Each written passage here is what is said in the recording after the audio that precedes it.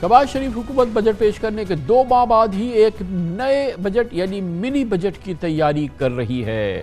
1.5 ماہ قبل 13 بڑی صنعتوں پر یکمشت 10% اضافی سپر ٹیکس لگانے کا دھماکہ کیا گیا تھا۔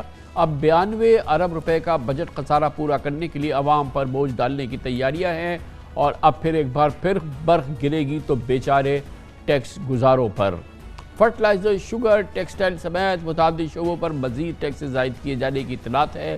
گویا ٹیکس دینے والے عوام ہی مزید ٹیکس کی چکی میں پسیں گے۔ دراصل پچھلے ہفتے شہباز حکومت ریٹیلر سے فی دکان 3000 روپے فکس ٹیکس لینے سے دستبردار ہو گئی ہے، اچانک دستبردار ہو گئی ہے۔ ایک بہت ہی برائے نام ٹیکس لینے کی انیشیٹو لی گئی تھی اور اس کا بڑا ڈیفنس کیا گیا تھا، اس کا بڑا پرچار کیا گیا تھا، مگر کیا کیجئے، نون لیگ کی نائب صدر مریم نواز نے اپنی ایک ٹویٹ میں وزیر خزانہ مفتاح اسماعیل کو یہ برائے نام ٹیکس بھی واپس لینے کا کہا، اور آنن فانن حکومت نے دکانداروں کو اس ٹیکس سے آزاد کر دیا۔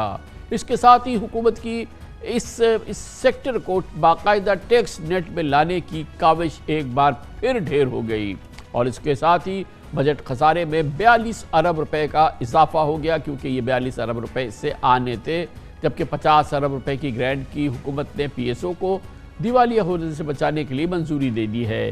اس لیے ان 92 ارب روپے کے لیے اب منی بجٹ کا ملبہ عوام پر ہی ڈالا جائے گا۔ 1.5 ماہ قبل ہمیں انٹرویو میں وزیر خزانہ ڈاکٹر مفتاح اسماعیل نے ریٹیلرز پر فکس ٹیکس کی خوبیوں سے آگاہ کیا تھا، لیکن پچھلے ہفتے وہ ریٹیلرز کی منمانی کے سامنے ڈھیر ہو گئے۔ مریم نواز کی ایک ٹویٹ نے اس پوری تحریک کی جان نکال دی۔ عجب معاملہ ہے یہ، نہ سمجھنے کا نہ سمجھانے کا۔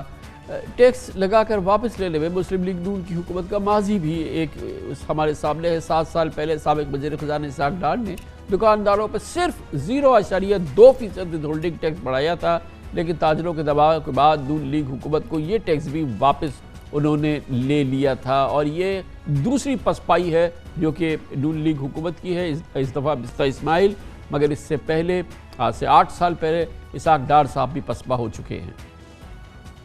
ایک چھوٹا سا ٹیکس ہے، ہم نے یہ 0.6% کا لیوی لگائی ہے پہلی دفعہ، یہ 0.6% ضرور دیں گے آپ بھائی، آپ ٹیکس گزار بن جاؤ، آپ کے لیے فائدہ ہے، اب ان کو دینا پڑے گا۔ یا تو اب وہ بوریوں کو لے کے جا کے بڑے بڑی ٹرانزیکشن کرتے ہیں تو اس طرح ہوگا جو کہ بہت رسکی ہے، بینک کو یوز کریں گے تو ان کو دینا پڑے گا، یا ٹیکس نیٹ میں آنا پڑے گا۔ ٹیکس نیٹ میں آ جائیں، ٹیکس دے دیں، کچھ بھی نہیں دینا پڑے گا۔ وزیر اعظم صاحب کے ساتھ ان کے اپروول اور ان کی گائیڈنس میں حکومت نے یہ فیصلہ کیا ہے کہ 0.4% کا ریٹ جو ہے وہ اپریل کے مہینے میں بھی وہی رہے گا، اور اس کو مزید 0.6% تک نہیں بڑھایا جا رہا۔